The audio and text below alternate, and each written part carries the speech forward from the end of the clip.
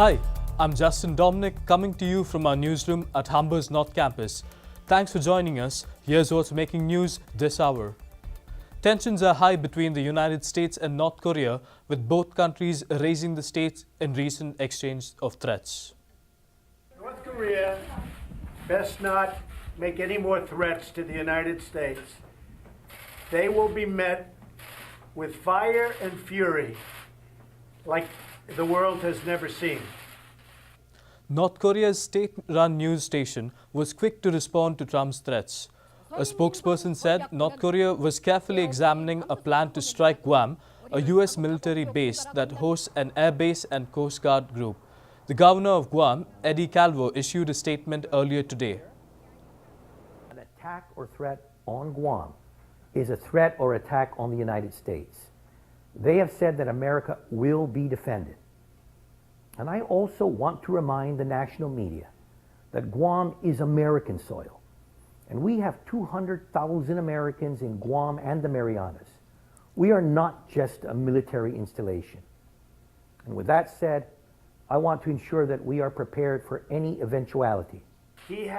Trump tweeted shortly after a statement today saying, quote, "My first order as president was to renovate and modernize our nuclear arsenal.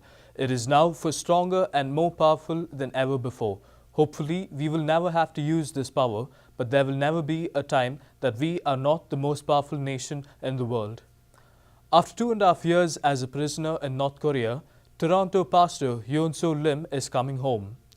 Soo Lim has been released on sick bail, a decision made today by the state's High Court. In 2015, Soo Lim was sentenced to life in prison with hard labor for crimes against the state.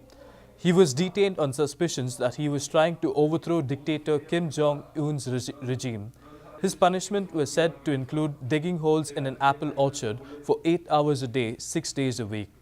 Soo Lim was the longest held Western prisoner in decades. In a new statement, his family says, "We want to thank the global community for the continued prayers and support," adding, "We also ask that the world does not forget the people of North Korea." The last North Korean prisoner to be freed was American student Otto Warmbier, who died of a brain injury 6 days after his release in June. Political violence has taken a grip again in Kenya. People and police are on the streets following the election results. Protesters took to the streets, burning furniture, breaking houses, and throwing things at the police. This comes after the opposition party claimed that the results were rigged following a very close race. People are afraid a similar situation in 2007 caused a violent outbreak, displacing 500,000 people and killing thousands. Kenya's acting Interior Minister, Fred Matiang'i, has denied the accusations of hacking and called for unity. Any activities that will unduly endanger the security of the country or unduly affect individuals and groups of people. Venezuela continues to be divided as President Nicolas Maduro's Constitutional Assembly declares itself superior to all other branches of government. Security forces broke into the legislative palace Monday, barring opposition lawmakers from entering. Since Friday, the Assembly has also ousted the nation's chief prosecutor, established a truth commission, and passed decrees pledging support and solidarity to the unpopular president. The order also bars anti-government lawmakers in Congress from taking actions that would interfere with laws passed by the newly installed Assembly. Maduro says the Assembly is an attempt to resolve the nation's political standoff, but opposition leaders insist that it is a grab for power. One man has been arrested in relation to a deliberate hit-and-run attack on a group of French soldiers in a Paris suburb. The 37-year-old was arrested following a shootout on a nearby motorway.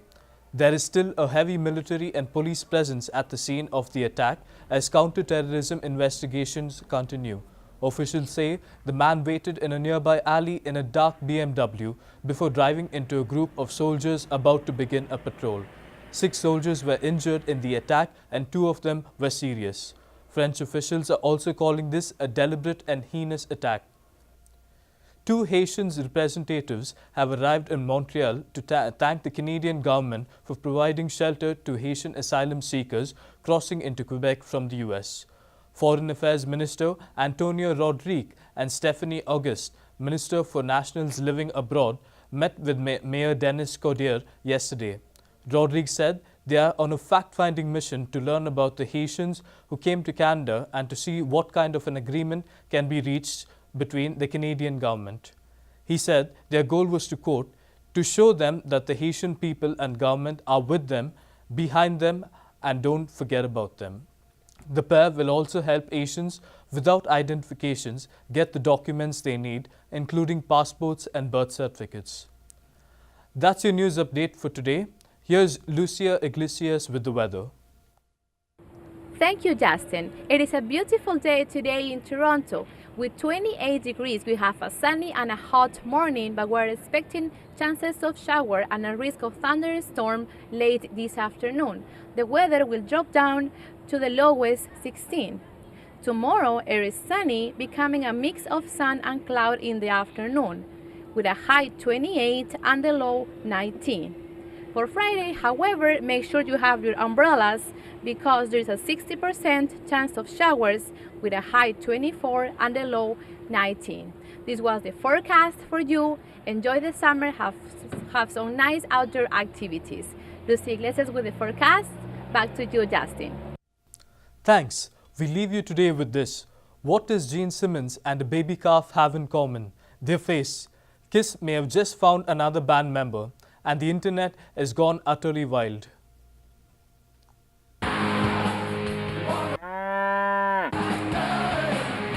A newborn calf, appropriately named Jeannie, is taking the internet by storm as rocker Gene Simmons' doppelganger. The baby cow was born on Friday at a ranch in Kerrville, Texas. Heather Tequeta, a waitress at the local steakhouse, owns the calf and knew it was something special. Aside from the obvious facial markers, Genie also likes to stick his tongue out like the rocker.